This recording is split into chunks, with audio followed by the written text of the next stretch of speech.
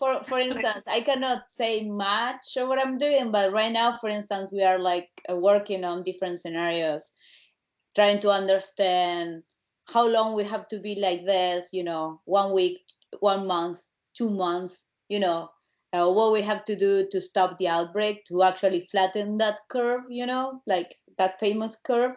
So like for us, it's very important, because basically then people look at our results and say, okay, maybe we need 1 more week or 2 more weeks, or maybe we should say people not only to not go to school, but also like basically really, really stay home if you don't really need to do anything that is essential. So all this kind of stuff are very important. I'm sorry, I'm getting a cold. There you go. I think Jessica said flatten the curve before it was famous. I think you deserve all the credit. You said it during the episode. Make sure that curve stays low. We got to make sure that curve stays low. I don't remember that, but okay. Someone owes you a check, man.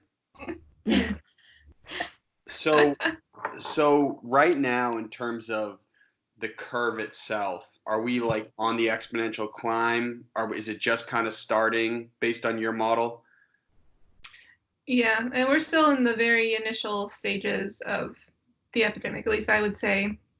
Like, I think I've read online that we're probably like 10 days, a few days behind Italy, which if you've seen their projection, I haven't looked today, but they're already at over 24,000 cases. So, and I don't know how many we have in the US as of now. Italy has 31,000 cases. And so when you guys were just using data from China at the time in your model, when did you ever start pulling in other countries like South Korea or some of the stuff in Iran or Spain? I think you broke up during the beginning part of that question. Can you ask it again? Sure. When we had met last time, you guys were using solely cases from China.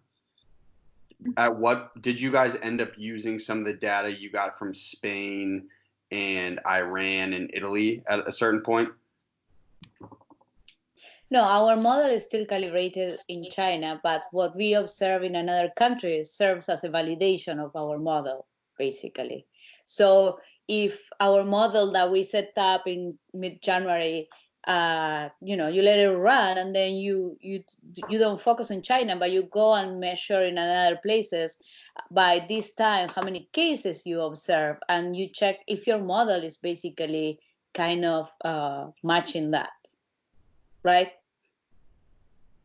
It's like an external validation of our model. That data was in use to calibrate our model, but then the results that we found are like consistent what was going on. Was there a moment when you guys were in the lab just like freaking out, like, oh my God, this is going to get bad? I think we had a few of those moments. Yeah. Scattered over the past month or 2 months.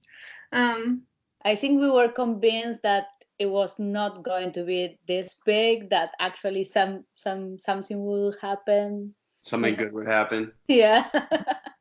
At what point did you realize that it was like out of control? All right, Slugs, relax. I don't think it's out of control. just a quick, out of control, but like it got way worse than you had projected. Well, just a quick disclaimer: Slugs has been freaking out for like 2 straight weeks. She's like, "It's over. The world is over." Well, I've been freaking out since before you guys came on the episode the first time. So imagine me now. Slugs, like, she thinks she was born with it. No, I don't. No, it's very new. Don't worry. Okay. You might have it, but you got it like recently. Slugs, you want to ask your question one more time? My fault. So at what point, like, what numbers did it reach before you guys realized that it was like a lot worse than you had thought it was going to be? What was the breaking point where you're like, this is not out of control? That was probably the wrong word choice, but like it had gotten crazy? Maybe I think like a wake-up call was when we start seeing like a lot of cases happening in Italy, I guess. I don't know if I don't think there was a moment. Like, I think we knew that it could happen, and it happened. And I think that sometimes people, or we still think that, you know, things that happen in China are too far away to reach us. But then it happened in Italy, and suddenly everything became like very real.